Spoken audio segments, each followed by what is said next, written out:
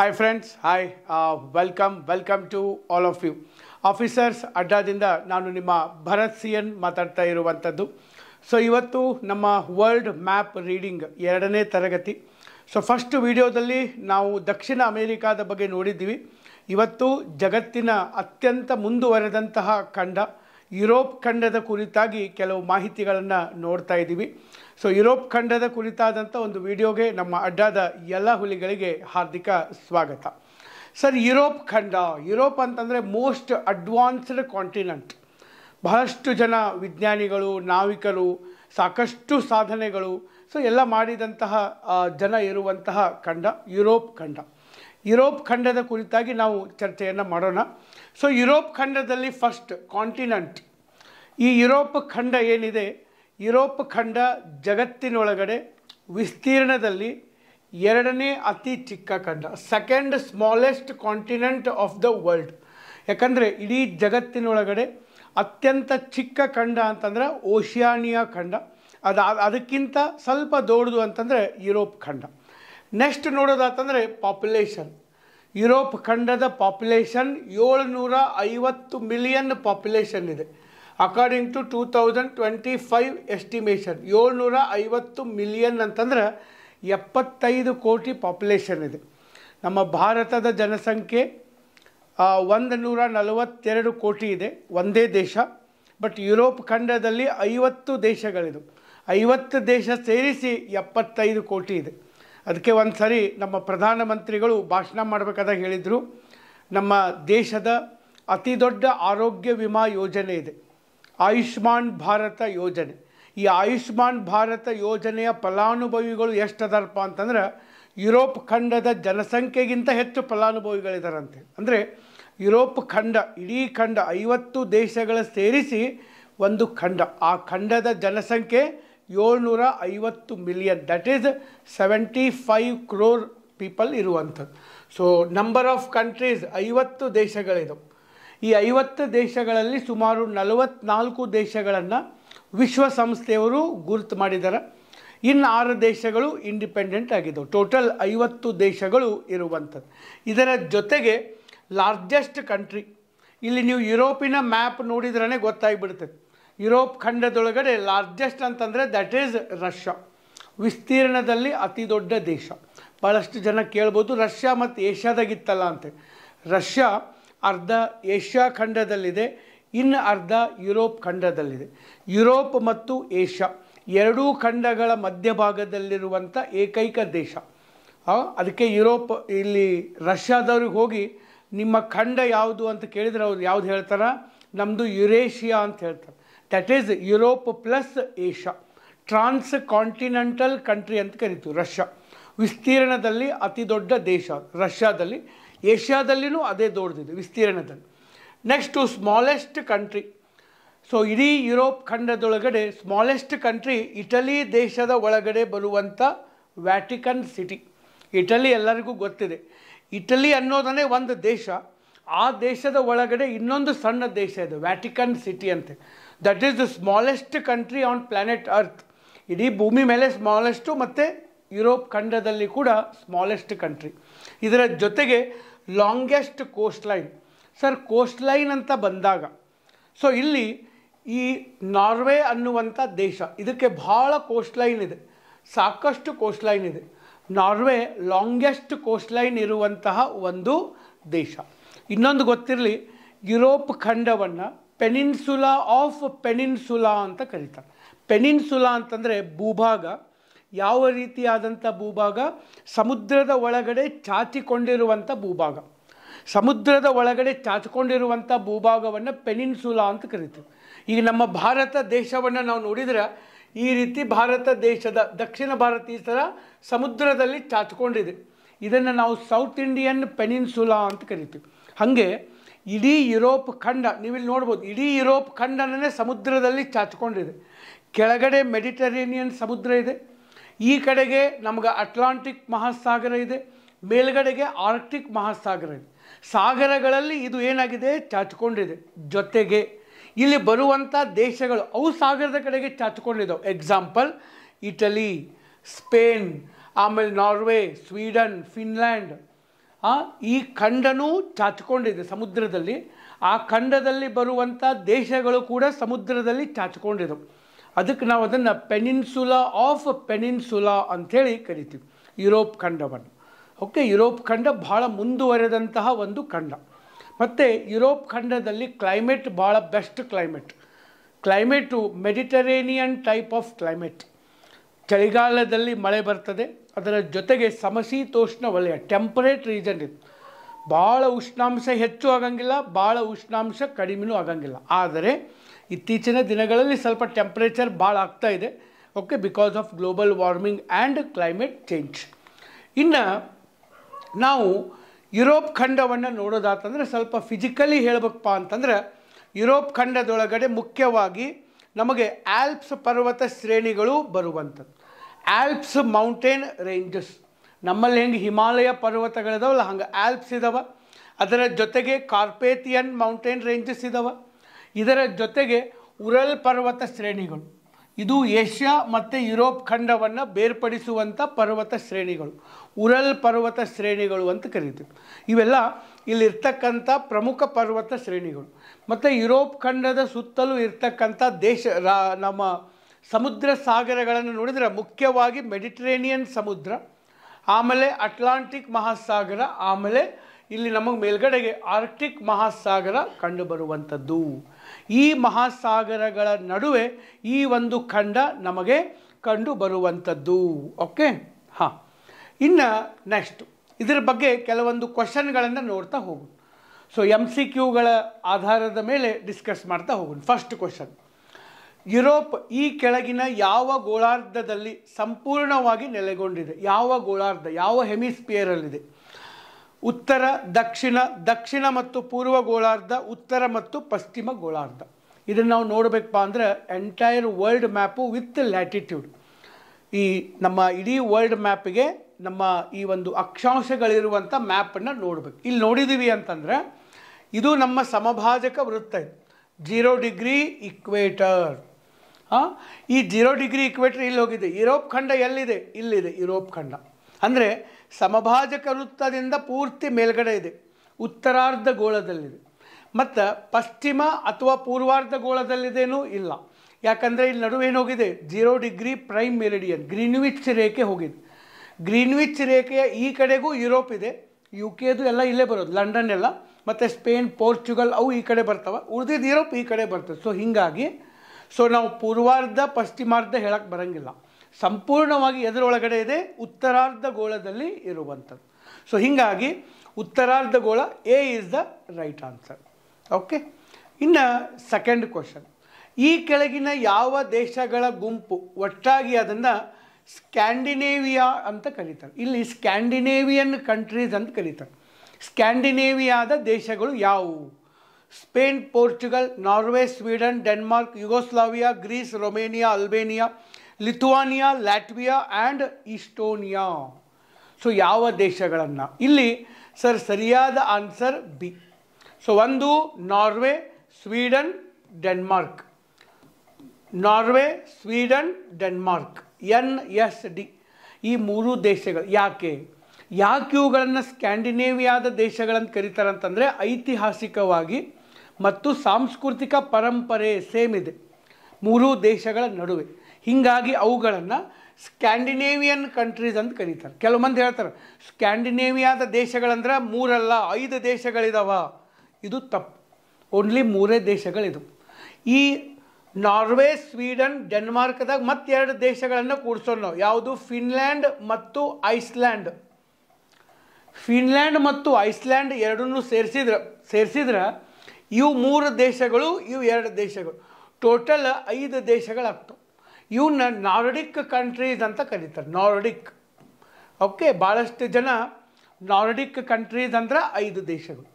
ಭಾಳ ಜನ ಏನು ಮಾಡ್ತಾರೆ, ಈ ಒಂದು ಯಾವುದು ಸ್ಕ್ಯಾಂಡಿನೇವಿಯಾ ಅಂದ್ರೆ 5 ದೇಶಗಳಂತ ಹೇಳ್ತಾರೆ. ಅಲ್ಲ, ಸ್ಕ್ಯಾಂಡಿನೇವಿಯಾ ಅಂತಂದ್ರೆ 3 ದೇಶಗಳು, ನಾರ್ವೆ, ಸ್ವೀಡನ್, ಡೆನ್ಮಾರ್ಕ್. ಅದರ ಜೊತೆಗೆ ಫಿನ್ಲ್ಯಾಂಡ್ ಮತ್ತು ಐಸ್ಲ್ಯಾಂಡ್ ಸೇರಿದರೆ ಅದನ್ನು ನಾವು ನಾರ್ಡಿಕ್ ದೇಶಗಳು ಅಂಥೇಳಿ ಕರಿತೀವಿ. ಸೊ ಹೀಗಾಗಿ B it is the right answer. B is the right answer. So ಇಲ್ಲಿ ನಾವು ಯುರೋಪ್ ಮ್ಯಾಪ್ ನೋಡಬೇಕಪ್ಪ ಅಂತಂದ್ರೆ ನಾರ್ವೆ ಇದೆ, ಸ್ವೀಡನ್ ಇದೆ, ಡೆನ್ಮಾರ್ಕ್ ಇದೆ. ಈ ಮೂರು ದೇಶಗಳನ್ನು ಸೇರಿದಾಗ ನಾವೇನಂತ ಕರಿತೀವಿ, ಸ್ಕ್ಯಾಂಡಿನೇವಿಯನ್ ಕಂಟ್ರೀಸ್. ಇದರಾಗ ಫಿನ್ಲ್ಯಾಂಡ್ ಬರ್ತೈತಿ. ಇಲ್ಲಿದೆ ಫಿನ್ಲ್ಯಾಂಡ್. ನಾವು ಭಾಳಷ್ಟು ಸರಿ ಓದಿರ್ತೀವಿ, ಲ್ಯಾಂಡ್ ಆಫ್ 1000 ಲೇಕ್ಸ್, ಸಹಸ್ರ ಸರೋವರಗಳು ಭಾಳದು. ಆರ್ಕ್ಟಿಕ್ ರೀಜನಲ್ಲಿ ಬರುವಂಥದ್ದು. ಒಂದು ಮನೆಯಿಂದ ಇನ್ನೊಂದು ಮನೆಗೆ ಹೋಗ್ಬೇಕಂದ್ರೂ ಸರ್ ಬೋಟ್ ತೊಗೊಂಡು ಹೋಗುವಂಥ ಒಂದು ಫಿಜಿಯೋಗ್ರಫಿ ಇದೆ ಫಿನ್ಲ್ಯಾಂಡು. ಪ್ಲಸ್ ಅದರ ಜೊತೆಗೆ ಇನ್ನೊಂದು ಯಾವುದು, ಐಸ್ಲ್ಯಾಂಡ್ ಇಲ್ಲಿ ಬರ್ತದೆ. ಐಸ್ಲ್ಯಾಂಡ್ ಇವು ಎರಡು ಪ್ಲಸ್ ಇದನ್ನು ಸೇರಿದಾಗ ಏನಪ್ಪ ಅಂತಂದ್ರೆ ನಾವು ಇದನ್ನು ಸರ್ ನಾರ್ಡಿಕ್ ದೇಶಗಳು ಅಂಥೇಳಿ ಕರಿತೀವಿ. ಇದನ್ನು ಮ್ಯಾಪ್ ಸರಿಯಾಗಿ ನೋಡಿಟ್ಕೊಂಡ್ರಿ. ಓಕೆ, ಇಲ್ಲಿ ಕೆಳಗಡೆ ಎಲ್ಲ ನಮಗೆ ಜರ್ಮನಿ, ಫ್ರಾನ್ಸ್, ಆಮೇಲೆ ಪೋರ್ಚುಗಲ್, ಸ್ಪೇನ್, ಈ ಎಲ್ಲ ದೇಶಗಳು ಬರುವಂಥದ್ದು. ಓಕೆ, ಇದು ಏನೈತಲ್ಲ ಇದು ಭಾಳ ಇಂಪಾರ್ಟೆಂಟ್ ಭಾಗ. ಇದು United Kingdom, most advanced part of the world. ನಮ್ಮ ಆಕ್ಸ್ಫರ್ಡ್, ಕ್ಯಾಂಬ್ರಿಡ್ಜ್, ದೊಡ್ಡ ದೊಡ್ಡ ವಿಶ್ವವಿದ್ಯಾಲಯಗಳು ಬಹಳಷ್ಟು ಇಲ್ಲೇ ನಮಗೆ ಕಂಡುಬರೋದು. ಓಕೆ, ಇಲ್ಲಿ ಯುನೈಟೆಡ್ ಕಿಂಗ್ಡಮ್ ಬರ್ತದೆ. ಇಲ್ಲೇ ಲಂಡನ್ನು, ಇಂಗ್ಲೆಂಡು ಬರುವಂಥದ್ದು. ಇನ್ನು ನಾರ್ಡಿಕ್ ದೇಶಗಳು ನಿಮಗೆ ಹೇಳಿದೆ, ನಾರ್ಡಿಕ್ ಅಂದರೆ 5 ದೇಶಗಳು. Denmark, Norway, Sweden, Finland, Iceland. ಅದರ ಜೊತೆಗೆ ಅದೇ ದೇಶಗಳ ಕೆಲವೊಂದು ಇಂಡಿಪೆಂಡೆಂಟ್ ದ್ವೀಪಗಳಿದು. ಅದರ ಒಳಗಡೆ ಫೆರೋ ಐಲ್ಯಾಂಡ್ಸ್, ಆಮೇಲೆ ಗ್ರೀನ್ಲ್ಯಾಂಡ್ ಜಗತ್ತಿನ ಅತಿ ದೊಡ್ಡ ದ್ವೀಪ ಇದು. World's largest island that is Greenland. ಆಮೇಲೆ ಅಲಾಂಡ್ ಐಲ್ಯಾಂಡ್ಸ್, ಇವೆಲ್ಲ ಅದರೊಳಗಡೆ ಬರುವಂಥದ್ದು ನಾರ್ಡಿಕ್. ಬಟ್ S&D ಆಗಲೇ ಹೇಳಿದೆ ನಾನು, ಸ್ವೀಡನ್, ನಾರ್ವೆ, ಡೆನ್ಮಾರ್ಕ್, ಈ 3 ದೇಶಗಳನ್ನು ಸ್ಕ್ಯಾಂಡಿನೇವಿಯಾದ ದೇಶಗಳು ಅಂತ ಕರಿತೀವಿ. ಅದರಾಗ ಫಿನ್ಸ್ ಆ್ಯಡ್ ಆಗ್ಬೇಕು. ಫಿನ್ಸ್ ಅಂದ್ರೇನು? ಸೊ ಫಿನ್ಲ್ಯಾಂಡ್ ಪ್ಲಸ್ ಐಸ್ಲ್ಯಾಂಡ್, ಅದನ್ನೇ ನಾನು ಫಿನ್ಸ್ ಅಂತ ಬರೆದಿದ್ದೀನಿ, ಜಸ್ಟ್ ನಿಮಗೊಂದು ಸ್ವಲ್ಪ ನೆನಪು ಉಳಿಲಿ ಅಂಥೇಳಿ. ಓಕೆ, ಇನ್ನು 3ನೇ ಕ್ವಶನ್. ಸೊ ಕೆಳಗಿನ ಹೇಳಿಕೆಗಳನ್ನು ಪರಿಗಣಿಸಿ. ಫಸ್ಟ್ ಹೇಳಿಕೆ, ಮೌಂಟ್ ಎಲ್ಬ್ರೂಸ್ ಯುರೋಪ್ನಲ್ಲಿ ಅತಿ ಎತ್ತರದ ಒಂದು ಪರ್ವತ, ಮೌಂಟ್ ಎಲ್ಬ್ರೂಸ್. 2ನೇ ಹೇಳಿಕೆ, ಸರ್ ಇದೊಂದು ಸುಪ್ತ ಜ್ವಾಲಾಮುಖಿಗೆ ಹೆಸರುವಾಸಿಯಾಗಿದೆ. ಸುಪ್ತ ಜ್ವಾಲಾಮುಖಿ, ಎರಡೂ ಕರೆಕ್ಟ್. ಇದು ಮೌಂಟ್ ಎಲ್ಬ್ರೂಸು ಇದು ಯುರೋಪಿನ ಅತಿ ಎತ್ತರದ ಒಂದು ಪರ್ವತ. ಈಗ ನಮ್ಮ ಏಷ್ಯಾ ಖಂಡದಲ್ಲಿ ಅತಿ ಎತ್ತರದ್ದು ಮೌಂಟ್ ಎವರೆಸ್ಟ್ ಇದೆ. ಹಂಗಿಲ್ಲಿ ಯಾವುದಿದೆ, ಮೌಂಟ್ ಎಲ್ಬ್ರೂಸ್ ಕಾಕಸಸ್ ಪರ್ವತ ಶ್ರೇಣಿಗಳಲ್ಲಿ ಕಂಡು ಬರ್ತದೆ. ಮತ್ತಿದು ಸುಪ್ತ ಜ್ವಾಲಾಮುಖಿ 90 AD ಆನೋ ಡೊಮಿನಿ. ಓಕೆ, ಕ್ರಿಸ್ತ ಶಕ 90ರಲ್ಲಿ ಅಲ್ಲಿ ಜ್ವಾಲಾಮುಖಿ ಬಂದಿತ್ತು, ಆಮೇಲೆ ಬಂದಿಲ್ಲ. ಬಟ್ ಯಾವಾಗ ಬರ್ತದೆ ಗೊತ್ತಿಲ್ಲ. ಇದನ್ನು ನಾವು ಸುಪ್ತ ಜ್ವಾಲಾಮುಖಿ ಅಥವಾ ಡಾರ್ಮಂಟ್ ಓಲ್ಕ್ಯಾನೋ ಅಂತ ಕರಿತೀವಿ. ಎರಡೂ ಕೂಡ ಹೇಳಿಕೆಗಳು 1 ಮತ್ತು 2 ಸರಿ ಇದ್ದವು. ಬಟ್ ಎಲ್ಬ್ರೂಸ್ ಪರ್ವತ, ಎಲ್ಬ್ರೂಸ್ ಇಂಪಾರ್ಟೆಂಟ್. ಇಲ್ಲೇನು ಕಾಣ್ತಾ ಇದೆಯಲ್ಲ, ಇದು ಎಲ್ಬ್ರೂಸ್ ಪರ್ವತ. ವರ್ಲ್ಡ್ದಾಗ ಯುರೋಪ್ ಇಲ್ಲಿ ಬರ್ತೈತಿ, ಇಲ್ಲಿ ನಮಗೆ ಎಲ್ಬ್ರೂಸ್ ಪರ್ವತ ಬರ್ತದೆ. ಇದರ ಜೊತೆಗೆ ಇಲ್ಲಿ 1 ನಿಮಿಷ.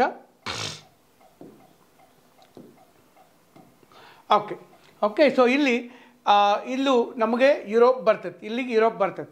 ಓಕೆ, ಸೊ ಇಲ್ಲಿ ಮೌಂಟ್ ಎಲ್ಬ್ರೂಸ್ ಅನ್ನುವಂಥ ಪರ್ವತ ಬರ್ತದೆ. ಈ ಮೌಂಟ್ ಎಲ್ಬ್ರೂಸ್ ಪರ್ವತ ಎಲ್ಲಿ ಬರ್ತೈತಿ? ಕಾಕಸಸ್ ಪರ್ವತ ಶ್ರೇಣಿಗಳಲ್ಲಿ ಸರ್ ಬರುವಂಥದ್ದು.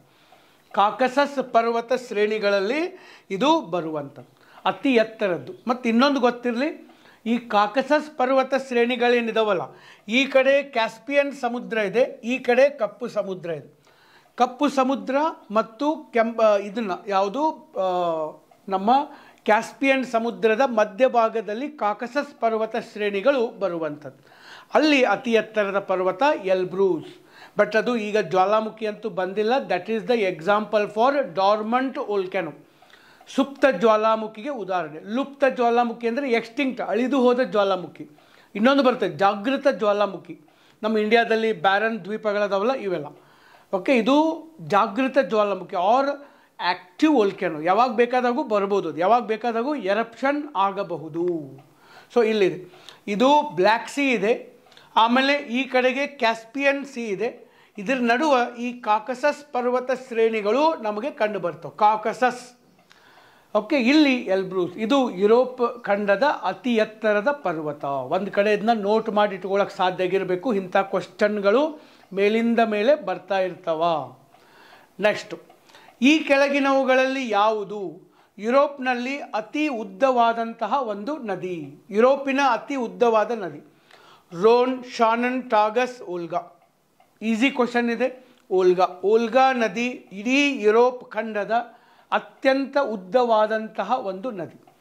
ಇಡೀ ಯುರೋಪ್ ಖಂಡದ ಅತ್ಯಂತ ಉದ್ದವಾದಂಥ ನದಿ ಓಲ್ಗಾ ನದಿ. ನೆನ್ಪಿಟ್ಕೋರಿ, ಓಲ್ಗಾ ನದಿ ಎಲ್ಲಿ ಹುಡ್ತದೆ? ರಷ್ಯಾದಲ್ಲಿ ಹುಡ್ತದೆ. ರಷ್ಯಾದಾಗ ಮಾತ್ರ ಹರಿತೈತಿ. ಇಡೀ ಯುರೋಪ್ದಾಗ ಅತಿ ಉದ್ದವಾದ ನದಿ ಇದು. ಇಡೀ ಯುರೋಪ್ದಾಗ ಅತಿ ಉದ್ದವಾದ ನದಿ, ಆದರೆ ಒಂದೇ ದೇಶನಾಗ ಹರಿತೈತೆ. ಯಾವುದು? ರಷ್ಯಾ.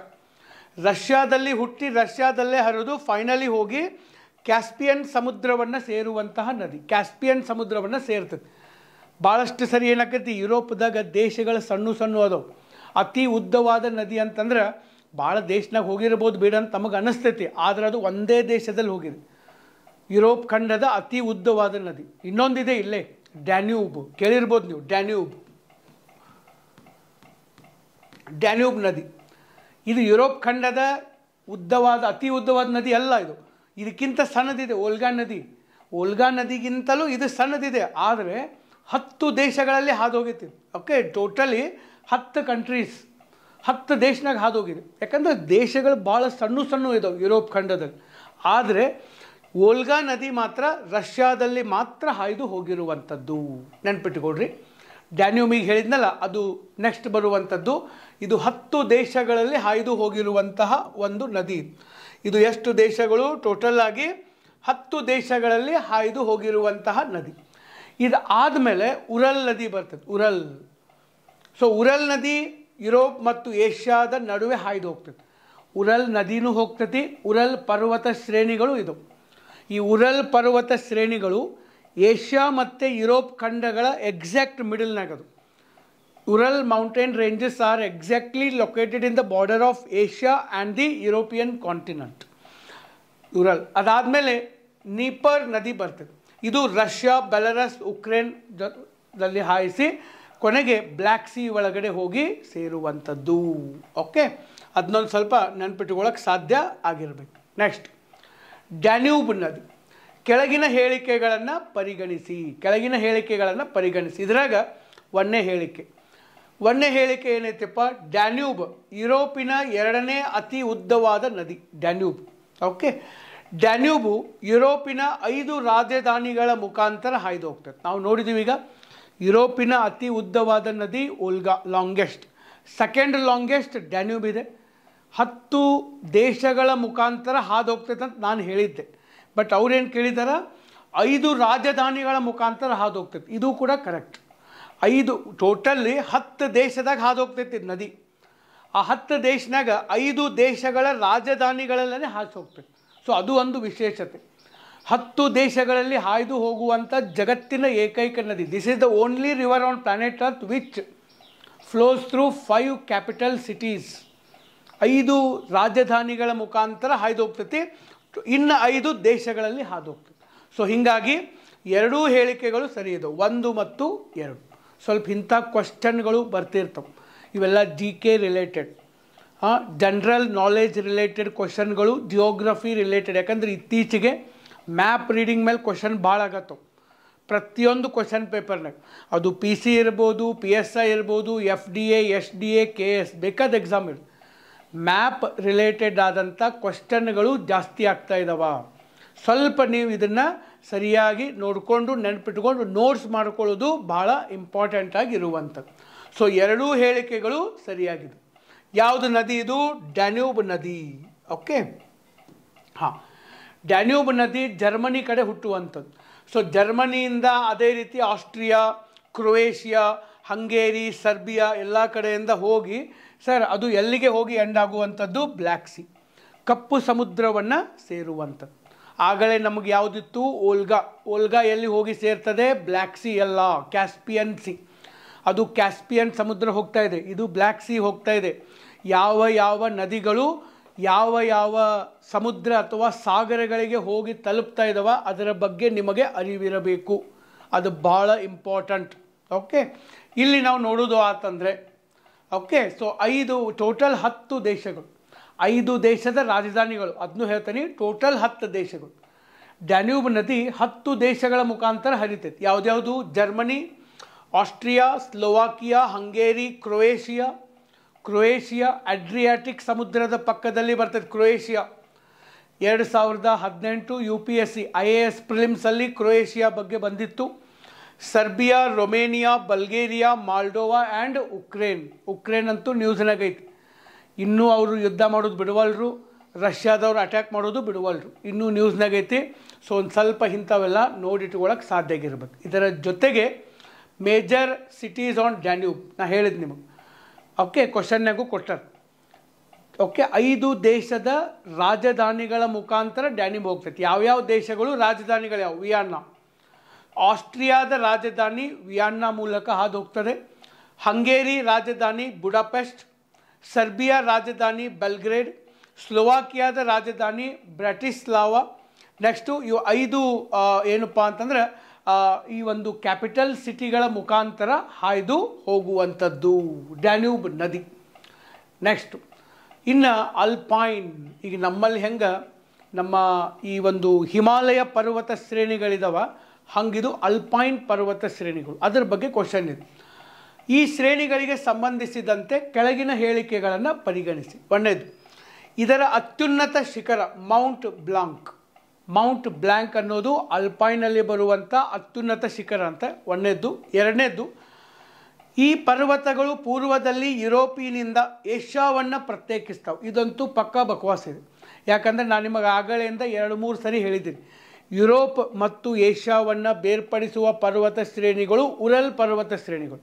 ಬಟ್ ಅವ್ರು ಯಾವುದು ಕೊಟ್ಟಿದ್ದಾರೆ ಇಲ್ಲಿ? ಅಲ್ಪೈನ್ ಕೊಟ್ಟಿದ್ದಾರೆ. ಎರಡನೇ ಆಪ್ಷನ್ ಅಂತೂ ಬಕ್ವಾಸ್ ಇದೆ. ಒಂದನೇ ಆಪ್ಷನ್ ಕರೆಕ್ಟ್ ಇದೆ, ಅಲ್ಪೈನ್. ಸೊ ಒಂದು ಮಾತ್ರ ಸರಿಯಾಗಿ ಇರುವಂಥದ್ದು, ನೆನ್ಪಿಟ್ಕೊಂಡು. ಓಕೆ, ಇಲ್ಲಿ ನಾವು ನೋಡಿದರೆ ಆಲ್ಪ್ಸ್ ಪರ್ವತ ಶ್ರೇಣಿಗಳು ಬರ್ತವೆ. ಅಲ್ಪೈನ್ ಅಥವಾ Alps, these are also Young fold mountains of Europe. ಅಂದರೆ ಅತ್ಯಂತ ಕಿರಿಯ ಮತ್ತು ಮಡಿಕೆ ಪರ್ವತ ಶ್ರೇಣಿಗಳಿಗೆ ಉದಾಹರಣೆ. ಯಾವುದು? ಆಲ್ಪ್ಸ್. ಇವು ಫ್ರಾನ್ಸ್, ಸ್ವಿಟ್ಜರ್ಲ್ಯಾಂಡ್, ಆಸ್ಟ್ರಿಯಾ, ಜರ್ಮನಿ ಈ ಕಡೆ ಸೈಡ್ ನಮಗೆ ಬರ್ತವೆ. ಇಲ್ಲೇ ನಮಗೆ ಬ್ಲ್ಯಾಕ್ ಫಾರೆಸ್ಟ್ ಕೂಡ ಬರುವಂಥದ್ದು ಆಲ್ಪ್ಸ್. ಇದರಾಗ ಅತಿ ಎತ್ತರದ್ದು ಇಲ್ಲಿ ಬರ್ತದೆ ಸರ್, ಈ ಕಡೆ ಇಲ್ಲಿ ಬರ್ತದೆ. ಇದು ಅತಿ ಎತ್ತರ. ಯಾವುದು? Mount blank. Okay, Mount blank ಅಥವಾ ಇದನ್ನು ನೀವು ಸಿ ಬರೆದ್ರು ನಡೀತದೆ. ಮೌಂಟ್ ಬ್ಲ್ಯಾಂಕ್ ಅನ್ನುವಂಥ ಪರ್ವತ. ಬಟ್ ಅವ್ರೇನು ಕೇಳಿದಾರೆ? ಉರಲ್ ಪರ್ವತ ಶ್ರೇಣಿ. ಇಲ್ಲಿ ನೋಡ್ರಿ, ಇದು ಯುರೋಪ್ ಮತ್ತು ಏಷ್ಯಾವನ್ನು ಬೇರ್ಪಡಿಸುವ ಪರ್ವತ ಶ್ರೇಣಿಗಳು ಉರಲ್ ಪರ್ವತ ಶ್ರೇಣಿಗಳು. ಅವ್ರೇನು ಕೊಟ್ಟಿದ್ದಾರೆ ಅದರ ಒಳಗಡೆ? ಅಲ್ಪೈನ್ ಪರ್ವತ ಶ್ರೇಣಿಗಳು ಬೇರ್ಪಡಿಸ್ತಾವ? ಇಲ್ಲ, ಅಲ್ಪೈನ್ ಬೇರ್ಪಡಿಸೋದಿಲ್ಲ. Alpine entirely middle of the ಯುರೋಪ್ನಾಗ ಬರ್ತವೆ. ಬಟ್ ಇವು ಬಾರ್ಡರ್ನಾಗ ಬರ್ತವೆ ಉರಲ್ ಪರ್ವತ ಶ್ರೇಣಿಗಳು. ಉರಲ್ ನದಿ ಕೂಡ ಅಲ್ಲೇ ನಮಗೆ ಕಂಡು ಬರುವಂಥದ್ದು. ಓಕೆ, ಇನ್ನು ಇಲ್ಲಿ Mount blank. Okay, Mount blank ಅನ್ನುವಂತಹ ಪರ್ವತ ಇಲ್ಲಿದೆ. ಎಲ್ಲಿದೆ ಇದು? ಫ್ರಾನ್ಸ್ ಮತ್ತು ಇಟಲಿಯ ಮಧ್ಯಭಾಗದಲ್ಲಿ ಬರುವಂಥದ್ದು. Located in the border of Italy and the France. Mount blank ಯಾವ ಪರ್ವತ ಶ್ರೇಣಿಗಳಲ್ಲಿ ಅದು ಕಂಡು ಬರುವಂಥದ್ದು? Alps. Sir, Alps are nothing but Himalayas. ಇಷ್ಟೇ ನೆನಪಿಟ್ಕೊಂಡ್ಬಿಟ್ರಿ. ಈಗ ನಾವು ನಮ್ಮ ಕಾಶ್ಮೀರ, ನಾವು ಕಾಶ್ಮೀರಕ್ಕೆ ಹೋಗ್ತೀವಿ, ಸ್ವಿಟ್ಜರ್ಲ್ಯಾಂಡ್ ಆಫ್ ಇಂಡಿಯಾ ಅಂತ ಕರಿತೀವಿ. ಭಾರತದ ಸ್ವಿಟ್ಜರ್ಲ್ಯಾಂಡ್. ಯಾಕೆ? ಸ್ವಿಟ್ಜರ್ಲ್ಯಾಂಡ್ ಎಲ್ಲಿದೆ? ಯುರೋಪಲ್ಲಿದೆ. ಯುರೋಪ್ನಾಗ ಯಾವ ಪರ್ವತಗಳಿದಾವ? ಆಲ್ಪ್ಸ್. ಓಕೆ, ಈ ಸ್ವಿಟ್ಜರ್ಲ್ಯಾಂಡಲ್ಲಿ ಆಲ್ಪ್ಸ್ ಪರ್ವತಗಳು ಬರ್ತಾವೆ. ಅವು ನಮ್ಮ ಹಿಮಾಲಯಗತ್ತನೇ ಹೈಟ್ ಇದಾವೆ. ಯಂಗೆಸ್ಟು ಫೋಲ್ಡ್ ಮೌಂಟೇನು, ಐಸ್ ಬೀಳ್ತೈತಿ ಮಂಜುಗಡ್ಡೆಯಿಂದ, ಸಿನಿಕ್ ಬ್ಯೂಟಿ. ನಮ್ಮಲ್ಲಿ ಸೇಮ್ ಅದೇ ಇದೆ. ಅದಕ್ಕೆ ನಾವು ಇದನ್ನು ಭಾರತದ ಸ್ವಿಟ್ಜರ್ಲ್ಯಾಂಡ್ ಅಂತ ಕರಿತೀವಿ. ಸ್ವಿಟ್ಜರ್ಲ್ಯಾಂಡಲ್ಲಿ ಆಲ್ಪ್ಸ್ ಇದಾವೆ, ಭಾರತದಲ್ಲಿ ಹಿಮಾಲಯ ಇರುವಂಥದ್ದು. ಎರಡೂ ಒಂದೇ, ಜಿಯೋಗ್ರಫಿಕಲಿ ಒಂದೇ, ಬಟ್ ಖಂಡ ದೇಶ ಬೇರೆ ಬೇರೆ ಇರ್ತದೆ. ಸೊ ಫ್ರಾನ್ಸ್ ಮತ್ತು ಇಟಲಿಯ ನಡುವೆ ಮೌಂಟ್ ಬ್ಲ್ಯಾಂಕ್ ಕಂಡು ಬರುವಂಥದ್ದು. ಓಕೆ, ಇಲ್ಲಿ ಸರ್ ಈ ಒಂದು ಆಲ್ಪ್ಸ್ ಪರ್ವತ ಶ್ರೇಣಿಗಳು ಟೋಟಲ್ 1200 ಕಿಲೋಮೀಟರ್ ಸ್ಟ್ರೆಚ್ ಇದೆ. ಟೋಟಲ್ ಸ್ಟ್ರೆಚ್ಚನ್ನು 1200 ಕಿಲೋಮೀಟರ್ ಇರುವಂಥದ್ದು 8 ದೇಶಗಳು. ಓಕೆ, ಮತ್ತು ಹಿಮಾಲಯ ಏನು? ಹಿಮಾಲಯ ಭಾರತದಲ್ಲಿದೆ, ನೇಪಾಳಲ್ಲಿದೆ, ಭೂತಾನಲ್ಲಿದೆ, ಪಾಕಿಸ್ತಾನದಲ್ಲಿದೆ, ಚೈನಾದಲ್ಲಿದೆ, ಮಯನ್ಮಾರಲ್ಲಿದೆ. ಓಕೆ, ಸಾಕಷ್ಟು ದೇಶಗಳು. ಹಾಗೆ ಇದು 8 ದೇಶಗಳ ನಡುವೆ ಇದೆ. ಯಾವುದ್ಯಾವುದು? Okay, France, Monaco, Italy, Switzerland, Liechtenstein, Slovenia, Germany, Austria. ಅತಿ ಎತ್ತರದ್ದು ಯಾವುದು? Mount blank. ಫ್ರಾನ್ಸ್ ಮತ್ತು ಇಟಲಿಯ ನಡುವೆ ಕಂಡು ಬರುವಂಥದ್ದು. ಇನ್ನು ಕೆಲವು ಮೇಜರ್ ರಿವರ್ಸ್ ಅದಾವೆ ಇಲ್ಲೇ. ರೈನ್ ನದಿ ನಾರ್ತ್ ಸೀಗೆ ಹೋಗ್ತತಿ. ಆಮೇಲೆ ರೋನ್ ನದಿ ಮೆಡಿಟ್ರೇನಿಯನ್ ಸಮುದ್ರ. ಪೋ ಅನ್ನುವಂಥ ನದಿ ಇದೆ, ಅಡ್ರಿಯಾಟಿಕ್ ಸಮುದ್ರ. ಡ್ಯಾನ್ಯೂಬ್ ನದಿ ಬ್ಲ್ಯಾಕ್ ಸೀಗೆ ಹೋಗುವಂಥದ್ದು, ನೆನ್ಪಿಟ್ಟುಕೊಂಡು. ಓಕೆ, ಯುರೋಪ್ ಖಂಡದ ಅತಿ ಎತ್ತರದ ಪರ್ವತ ಯಾವುದು? ಎಲ್ಬ್ರೂಸ್. ಉತ್ತರ ಅಮೆರಿಕಾದೊಳಗಡೆ ಮೌಂಟ್ ಡೆನಾಲಿ ಅಥವಾ ಮೌಂಟ್ ಮೆಕೆನ್ಲಿ ಅಂತ ಕರಿತೀವಿ. ಸೌತ್ ಅಮೆರಿಕಾದಲ್ಲಿ ಅಕಾಂಕಗುವಾ ಇದೆ.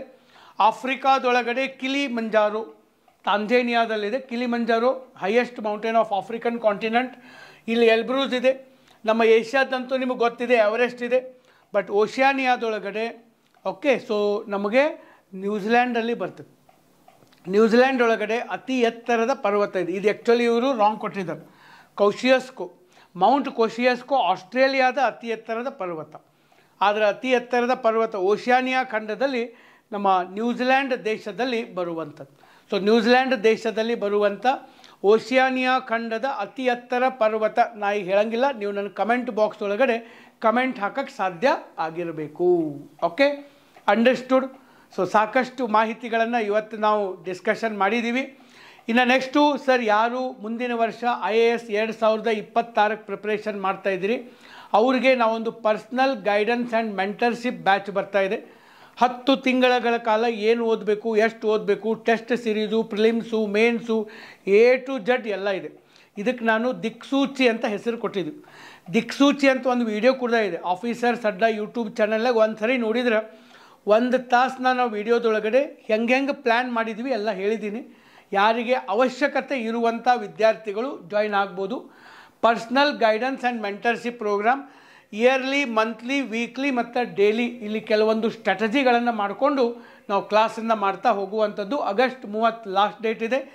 Lowest fees in Karnataka with highest care and highest quality. ನಮ್ಮ ಆಫೀಸ್ ನಂಬರಿಗೆ ಕೂಡ ನೀವು ಕಾಲ್ ಮಾಡ್ಬೋದು, ಮಾಡಿ ನೀವು ಮಾಹಿತಿಯನ್ನು ತಿಳ್ಕೊಬೋದು. ಸೊ ಇವತ್ತು ಏನೇನು ಡಿಸ್ಕಸ್ ಮಾಡಿದ್ವಿ ಈ ಟೆಲಿಗ್ರಾಮ್ ಚಾನಲ್ನಾಗ ಬರ್ತೈತೆ, ಕೆಳಗಡೆ ಡಿಸ್ಕ್ರಿಪ್ಷನಲ್ಲಿ ಲಿಂಕ್ ಇದೆ. ಸೊ ಇವತ್ತು ಸಾಕಷ್ಟು ಡಿಸ್ಕಷನ್ ಮಾಡಿದ್ದೀವಿ. ಈ ಡಿಸ್ಕಷನ್ ಬಗ್ಗೆ ನಿಮ್ಮ ಅನಿಸಿಕೆ, ಅಭಿಪ್ರಾಯ ಕೆಳಗಡೆ ಕಮೆಂಟ್ ಬಾಕ್ಸಲ್ಲಿ ಹಾಕೋದು ಮರಿಬೇಡ್ರಿ. ಈ ಒಂದು ವಿಡಿಯೋ ನೋಡಿದ್ದಕ್ಕಾಗಿ ಎಲ್ಲರಿಗೂ ಧನ್ಯವಾದಗಳು. Thank you very much. Wish you all the very best.